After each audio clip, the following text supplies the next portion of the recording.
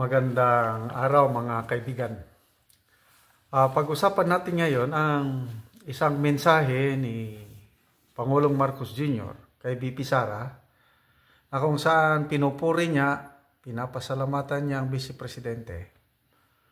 Kaya lang, tingnan natin kung sincero ba siya sa kanyang mensahe o kaya ay parang binobola lang. Okay, yung ating dark chocolate, may stock tayo ngayon. Pwede na kayong mag-order sa number nito, 0916-9000-997. So, pwede na ang delivery kahit saang parte ng bansa, basta may LBC lang. Okay, ang ating Vice President Sara nag-birthday May 31, ano? So, sa kanyang social media account, ang Pangulo nagbigay ng kanyang maikling mensahe, birthday greetings. Basahin natin ha. Sabi niya, Happy birthday, Inday Sara. Pinalalakas ng iyong sipag at pagmamahal sa bayan ang ating mga kabataan at kaguruan. Wow! Ipagpapatuloy lang natin ito para sa isang matatag na edukasyon sa ilalim ng bagong Pilipinas. So, mamaya, himay-himayin natin yan. Ha? And then, ang Presidential Communications Office, parang spokesman ng Pangulo, nagbigay din ng mensahe. Sabi niya, We pray for your good health and success in the coming years. We sincerely thank you for your service to the nation, especially to the Filipino students and teachers. Okay, so pinapasalamatan. Pinupuri. Totoo ba? Galing ba yan sa puso or ano lang? Complimentary greetings lang kasi nag-birthday. Sige na, padala mo na message. Anyway, kanya-kanya tayong opinion.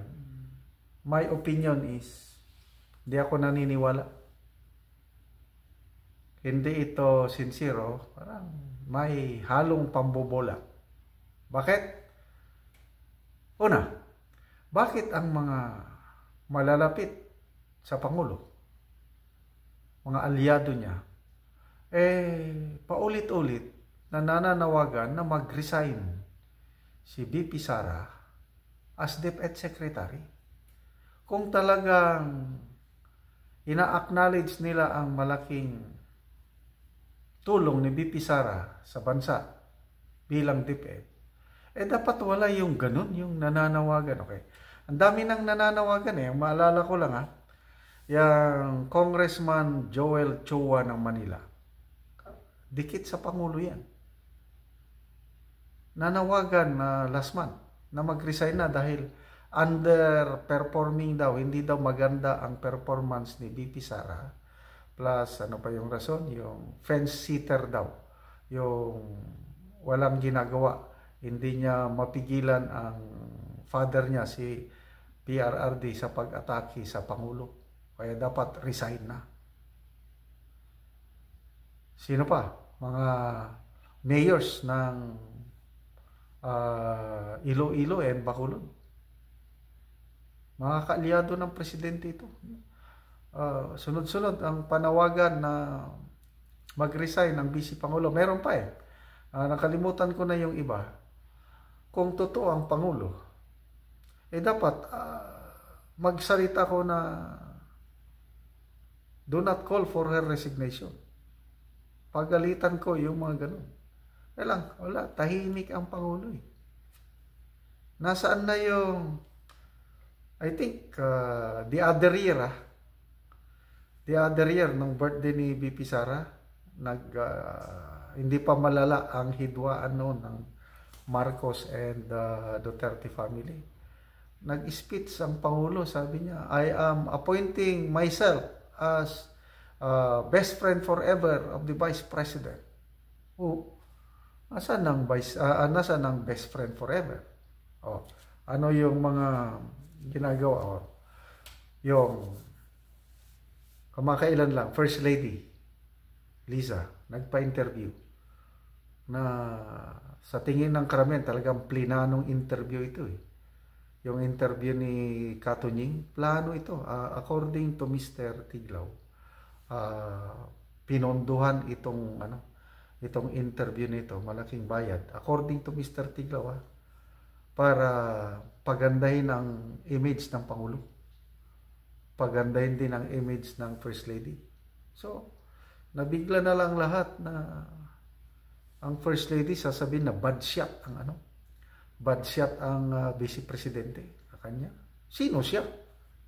May boto ba ang First Lady? Dapat huwag siyang makialam ng bad shot na comment na pangit daw ang mga nambabatikos sa kanila. Siya lang daw ang cute. Kaya, according to Mr. Tiglaw, yung public relations project, yung publicity na yon, instead na makatulong sa pag-build up sa imahe ng Pangulo at First Lady, lalo silang napasama. Bad shot. So what kung bad shot? Yun. Yung mga ganun, kung akong Pangulo, i-control ko ang aking may bahay na huwag kang makialam. So, ano pa? Yun. Yung ICC, yung confidential funds. Tinanggalan siya ng, for this year, wala, zero. Yun. Maganda ang ginagawa ni BP Sara sa DepEd. Agree. Kasi siya yung best performing cabinet secretary. Kaya lang, yung mga estudyante, nandyan ang sentro ng recruitment ng mga makakaliwa.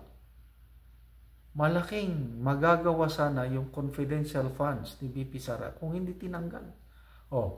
May ginawa ba ang Pangulo? Kasi kung akong Pangulo yun, sasabihin ko, huwag niyong tanggalan. Bigyan niyo. Wala. Pinabayaan lang niya ang kanyang pinsan na nagtanggal ng confidential funds. Yan ba yung pasalamat, pinupuri, tinatanggalan naman ng suporta? Yan para sa kinabukasan ng mga kabataan yan. Para hindi sila ma-recruit. Kasi alam ko yan, ang recruitment ang nangyayari sa mga paaralan. Karamihan sa mga umaakyat sa bundok nga gagaling sa mga paaralan. Ngayon, nasa yung parang petition may petition sa Supreme Court na pinapabalik ng mga petitioners na ibalik ni BP Sara yung 125 million. So, mabuti na lang ang ating BP Sara, meron siyang super galing na abogado.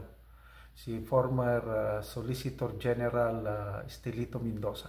Nako, ito na yata ang pinakamagaling na abogado sa bansa. Ang galing. So, kumpiyansa ko, malulusutan ito ni BP Sara yung petition sa Supreme Court na pinapabalik yung 125 million. Ayun. So, ano pa?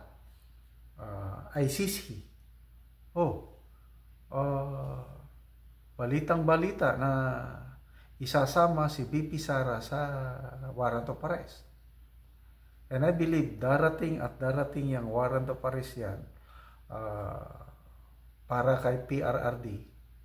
I don't know kung isasali nila. So, sobra na ito kung isali pa nila si BP Sara sa warrant of arrest ng ICC. And then, pinakamalala, Chacha. Sino ba yung nagsabi? Mga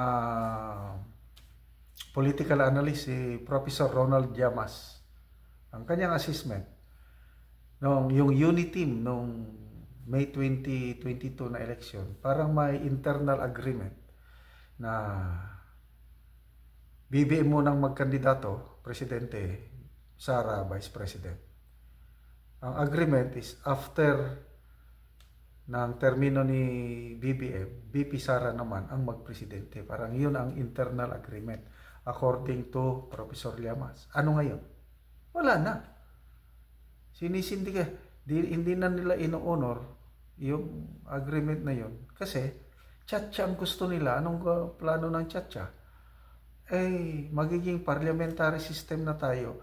At ang prime minister, si Martin Romualdez na. After that, susunod si Sandro Marcos. Initsapwera nila si BP Sara. Yun ba? Yung best friend forever? Wala na. So, yung greetings na yun, tingin ko, just to send the message na okay pa ang unity team. But ang unity team, wala na. Bungkag lapinig. Sirang-sira na. Hindi na talaga maibabalik ang powerhouse na unity team. So, again, happy birthday, aming minamahal na BP Sara.